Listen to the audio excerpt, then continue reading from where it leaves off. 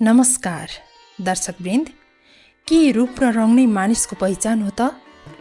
एउटा यस्तो घर जहाँ जेठी बुहारी सुमित्राले आफ्नो रूप र कपाल गुमाएकै कारण आफ्नै परिवारबाट नर्कको जस्तो पीडा भोग्नु पर्यो। सासूको तिरस्कार, देउरानीको षड्यन्त्र, श्रीमानको घृणाले जब सुमित्रालाई घर छोड्न बाध्य बनायो, तब उनको जीवनमा एउटा यस्तो जादुई मोड आयो जसले सबैको होस हवास उडाइदियो। आखिर कसरी सुमित्राको तालो खुइले टाउकोमा फेरि रेशमी कपाल पलायो र घमण्डले मात्तिएकी सुन्दरी देउरानीको हालत कसरी डरलाग्दो भयो। यो रोचक र जादुई लोककथा जेठानीको आँसु र देउरानीको घमण्ड अन्त्यसम्म पक्कै हेर्नुहोला। धेरै समय पहिलाको कुरा हो। एउटा गाउँमा दुई बुहारीहरू एउटै छानोमुनि बस्थे। जेठी बुहारीको नाम सुमित्रा थियो। उनको मन सफा भए पनि उनको रूप केही कालो र टाउकोमा कपाल थिएन। तर कान्छी बुहारी बिमला भने दुध जस्तै गोरी र लामो कपाल भएकी थिइन्। तर उनको मन भने अनुहार जस्तो सफा थिएन। बिचरी सुमित्रालाई घरमा सबैले हेला गर्थे। यहाँसम्म कि उसकै पोइ भनाउँदोले पनि फुटेको आँखादेखि सहँदैनथ्यो। बिहानको 4 नबज्दै सासूको कर्कश स्वर सुनिन्थ्यो। ए सुमित्रे, सुँगुर जस्ती भएर कति सुत्छेस? उठेर कुँडो पका, जाँतो पिँध। जस्तो अनुहार त्यस्तै बिहोरा, कहाँबाट मेरो राजकुमार जस्तो छोरो यो तालो खुइली कालीसँग फस्यो? सुमित्राले बिस्तारै भन्थिन्, आमा, सबै काम त गरेकै छु। भगवानले मलाई यस्तै बनाए, यसमा मेरो के दोष?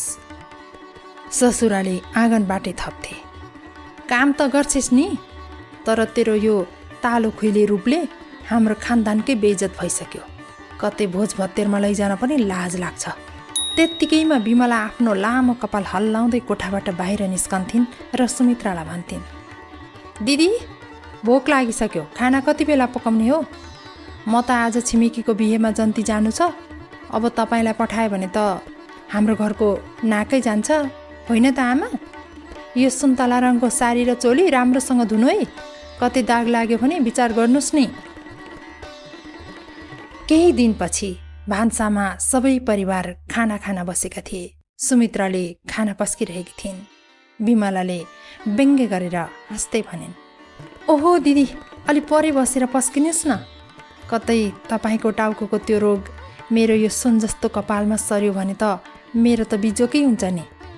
हेर्नुहोस् त आमा, दिदीको टाउको त टल्किएर ऐना जस्तै भइसकेछ। अब त घरमा बत्ती नबाल्दा पनि हुन्छ होला। दिदीको तालुले नै ज्यालो दिन्छ।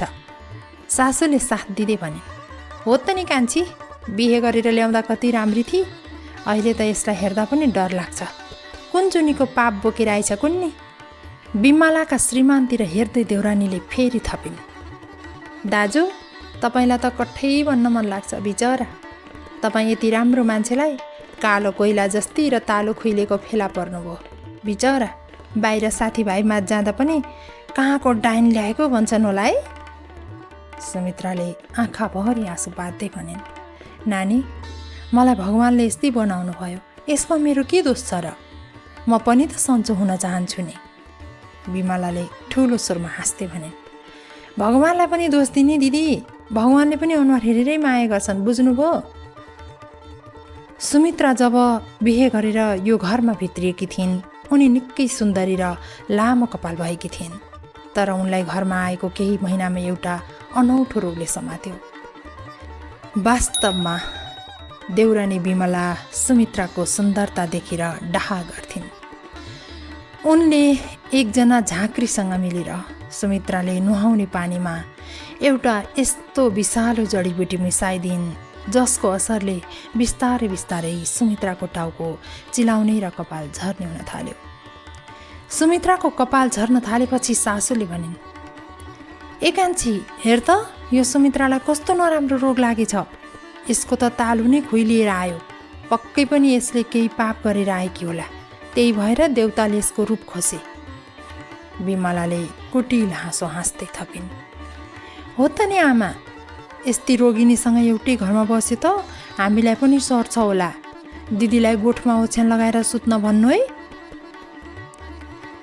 सुमित्रा ऐना हेर्दै रुन्थिन् र आफ्नो श्रीमानसँग भन्थिन्, हेर्नुहोस् न, मलाई के रोग लाग्यो कुन्नी, मेरो त सबै कपाल झरेर गयो। धेरै चिलाउँछ पनि र दुख्छ पनि। श्रीमानले झर्किँदै, पर हट, मलाई नछो, कस्ती कुरूप देखिएगी। तँलाई यो घरमा भित्र्याउनु नै मेरो ठुलो गल्ती भएछ। तेरो यो खुइले टाउको देख्दा मलाई त वाकी लाग्छ। सुमित्राले उपचारका लागि धेरै बिन्ती गरिन्, तर सासूले देउताको श्राप हो भन्दै उनलाई ओखतीसम्म गरिदिएनन्। उनले भन्थिन्, यो त तेरो कर्मको फल हो। सुमित्राका आफ्नै श्रीमान पनि उनलाई ए काली, ए खुइली भन्थे।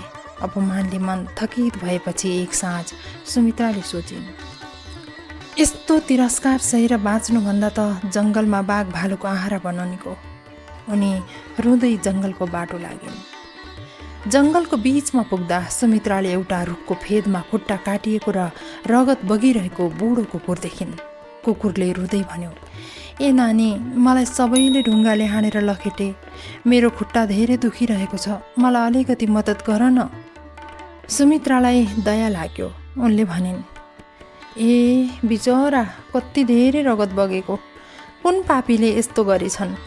जनावरको पनि त हाम्रो जस्तै शरीर हो, किन मान्छेमा दया हराएको होला भन्दै उनले आफ्नो गुन्युको एउटा कुना च्यातेर जङ्गलको ओभानो पातमा जडीबुटी थिची कुकुरको घाउमा पट्टी बाँधिदिइन्। कुकुरले भन्यो, नानी, तिम्रो यो गुण म कहिल्यै बिर्सने छैन। त्यसपछि सुमित्रा फेरि अघि बढिन्। अलि पर जाँदा एउटा गाई हिलोमा घाँटीसम्म फसेर कराउँदै थियो। सुमित्राले भनिन्, तपाईँ नआत्तिनुहोस्, म निकाल्छु। उनले लामो समयसम्म बल गरेर गाईलाई हिलोबाट बाहिर निकालिदिन्। गाईले कृतज्ञ हुँदै भन्यो, छोरी, मन सुन जस्तै रहेछ, भगवानले तिम्रो कल्याण गरून्। त्यहाँबाट पनि सुमित्रा अझ अघि बढिन्। जाँदा जाँदा उनी एउटा दिव्य आश्रममा पुगिन्, जहाँ एक ऋषि तपस्यामा लीन थिए। सुमित्राले ऋषिको आश्रम र वरिपरि सफाई गरिदिन्। जब ऋषि ध्यानबाट उठेर हेर्दा आफ्नो आश्रमको सफाई देखे खुसी भएर ऋषिले सोधे, छोरी, तिमी को हो? यस्तो भयङ्कर घनघोर जङ्गलमा तिमी किन यहाँ आयौ? तिमी हेर्दा पनि दुखी देखिन्छौ। मलाई भन, म केही सहयोग गर्न सक्छु कि? सुमित्रा ऋषिको पाउमा परेर भने, महाराज, मलाई यो रूपले गर्दा संसारले धेरै सतायो।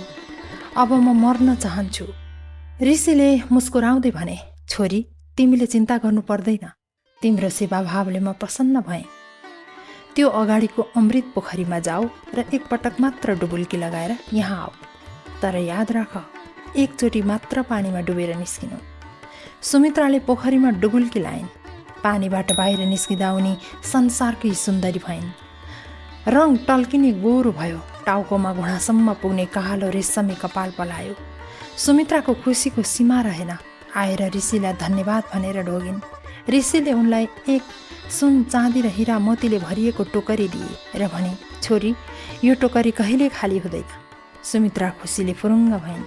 ऋषिलाई धन्यवाद दिएर घर फर्किन्। फर्किने क्रममा बाटोमा उही कुकुर भेटियो। कुकुरले भन्यो, तिमीले मेरो घाउ निको पारिदियौ, त्यसैले तिमीलाई यो उपहार, यो जादुई घन्टी राख। जब खाना लाउन दुःख हुन्छ, यसलाई बजाउनु, तिमीले चाहेको चिज तुरुन्तै हाजिर हुनेछ। फेरि अघि बढ्दै जाँदा अघिको गाई भेटियो। गाईले भन्यो, छोरी, यो जादुई गाग्री लैजाऊ। यसको दुध पिएपछि तिम्रो यो सुन्दरता कहिल्यै घट्ने छैन र तिम्रो घरमा कहिल्यै अनिकाल लाग्ने छैन। सुमित्रा घर फर्किँदा गाउँले र घरका सबै ट्वाल्ल परे। सासूले भनिन्, कहाँकी राजकुमारी यसरी हाम्रो घरको दैलोमा आइन्? जब सुमित्राले आफ्नो परिचय दिइन्, सासू र श्रीमानले खुसी हुँदै उनलाई भित्र आए। यो देखेर देउरानी बिमलालाई डाहाले पोल्न थाल्यो। बिमलाले सोचिन्, यो काली त यस्ती भयो भने म त झन् अझै कति राम्री हुन्छु र हिरा मोती बोकेर आउँछु। उनी हतारिँदै जङ्गल पसिन्। बाटोमा त्यही कुकुरले भन्यो, नानी, मलाई निकै तिर्खा लाग्यो, अलिकति पानी देऊ न। बिमलाले गाला फुलाउँदै भनिन्, ए फोहोर कुकुर, मलाई छोइस् भने मेरो महँगो सारी फोहोर हुन्छ, जा कतै गएर आफै पानी खा, म तेरो नोकर हुँ। फेरि अगाडि बढ्दै जाँदा अलि पर उही गाई भेट्यो। गाईले भन्यो, नानी, मेरो जिउमा धेरै किरा परेका छन्, अलिकति कन्याइदेऊ न। विमलाले लात्तीले हिर्काइन् र भनिन्, म सुन्दरी हुन आएकी हुँ, तेरो जिउ कन्याउन होइन, बाटो छोड। ऋषिकोमा पुगेर उनले रुखो स्वरमा भनिन्, ए फुस्रे जोगी, छिटो मलाई त्यो पोखरी देखाइदेऊ, मलाई धेरै सुन्दरी हुनु छ। ऋषिले शान्त स्वरमा भने, जाऊ नानी, तिमीलाई जति मन लाग्छ त्यति डुबुल्की मार। विमला सोचिन्, दिदीले एकपटक डुब्दा यति राम्री भइन्, म त 2 पटक डुब्छु र संसारकै राम्री बन्छु। उनी एकपटक डुबिन् र निकै सुन्दरी भइन्। ओ खुसीले फुरुङ्ग परिन्, एकचोटि डुब्दा त यति राम्री भएँ, अझै डुब्दा झन् राम्री हुन्छु भन्दै अर्को पटक पनि डुबुल्की मारिन्। तर जब उनी पानीबाट बाहिर निस्किन्, उनी आफैलाई देखेर चिच्याउन थालिन्। उनको रङ कोइला भन्दा पनि कालो भयो, दाँतहरू बाहिर निस्किए, उनको टाउकोको सबै कपाल झरेर तालो खुइलो भयो। उनी डरलाग्दी देखिन्। बाटोमा फर्किँदा कुकुर र गाईले उनलाई लखेटे। जब उनी घर पुगिन्, सासूले लौरो लिएर भनिन्, ए काली राक्षस, मेरो घरमा नपस्, नत्र खुट्टा भाँचिदिन्छु। श्रीमानले पनि चिन्न सकेनन् र घरबाट निकालिदिए। अन्ततः घमण्ड र लोभले गर्दा विमलाको बिजोग भयो, जबकि दया र नम्रताले गर्दा सुमित्राले सबैको माया र सुख पाइन्।